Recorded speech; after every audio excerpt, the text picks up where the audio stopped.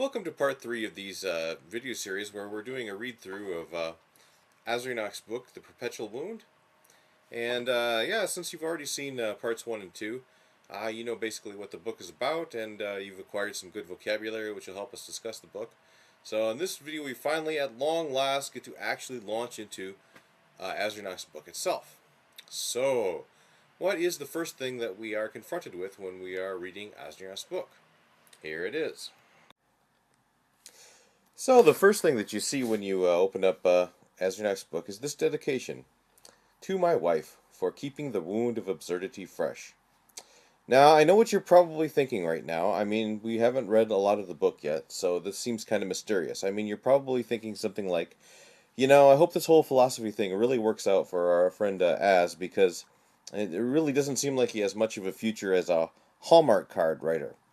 Well, yeah, that's true, but this actually has a lot more meaning than what might appear at first. And in order to really explain this, I mean, Azrienoch does a much better job of explaining it than I ever could.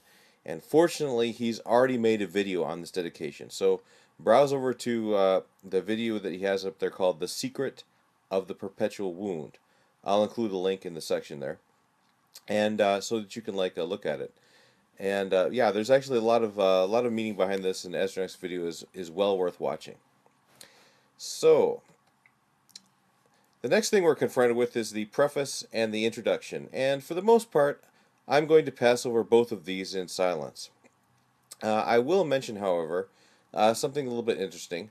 They both contain an emotional story, uh, and it also parallels another emotional story that is found in the epilogue. So, yes, Virginia, this pair of sappy emotional stories brackets the book and is the outer chiastic structure of the book. So basically, Azrienoch's book begins and it ends not in words, not in some sort of logical argumentation, but in emotion. And I think it's very appropriate for the book to begin this way and end this way. So let's move on to paragraph number 2. And now we are really confronted with really the first mystery that's in this book. Paragraph number 2, why does it start out with paragraph number 2? Where the heck is paragraph number 1? But yeah, the paragraph number 1 just isn't there. It starts out with paragraph number 2. Now you gotta wonder, I mean, is there some deeper hidden meaning here? Are we missing something? Is paragraph 1, going to be revealed at some later time? Or does Azrienoch just need, the services of a good editor, such as Lerpa69?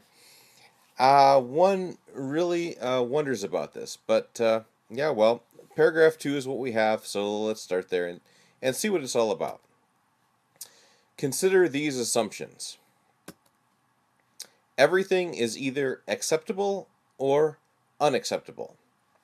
Now, recall in the earlier lectures what we've talked about here. This is to be contrasted with another propositional attitude. Everything is either true or false, or Yoda's do or not do. There is no try, right?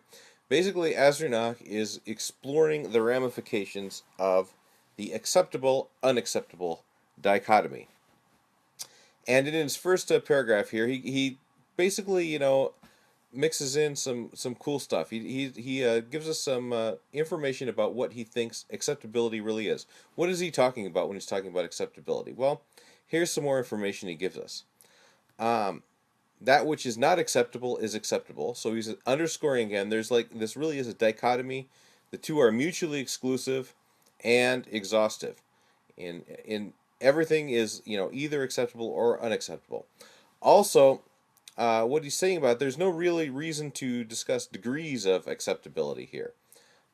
He doesn't really deny that this is impossible to do, but for now, we're just going to stick with, everything is either yes, no, black, white, acceptable, or unacceptable.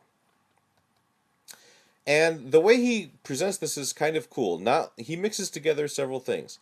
He mixes together not just these assumptions that he's giving us. He also mixes in a justification for them. I mean, there's quite a lot of argumentation or reasons that we should believe that everything is acceptable or unacceptable, and reasons to believe that this is an interesting dichotomy to look at. And while he's doing this, he also gives us kind of an extensive definition of what he means by acceptable. For example, he says sentences like the following: "If you disagree, then feel free to ignore me, or don't. It's your decision, whatever you find acceptable." So he's like letting us know what acceptable is just by kind of using the word. Now, I think the best way to approach why would you want to believe this, or that everything is acceptable or unacceptable, or that acceptable is an interesting thing to talk about. I think the best way to approach this is just try and refute Azrienoch by thinking of something which is neither acceptable or unacceptable. And you'll find that kind of harder than what you think it is. So really try to think about it. Try to wrestle with the text, and see what Azrienoch is here. And I think by doing so, you'll understand better uh, why exactly the acceptable unacceptable dichotomy is an interesting dichotomy to study. And so yes, I am assigning some homework here. This isn't just me talking all the time. And the point of this lecture series isn't like to read the book for you. It's to enhance your reading of the text yourself. And so please do these homework sets. And for extra credit, the Jedi level, mastery level, you could answer the question: what is Azrienoch's nickname for his wife? And you have all the clues necessary in order to answer this.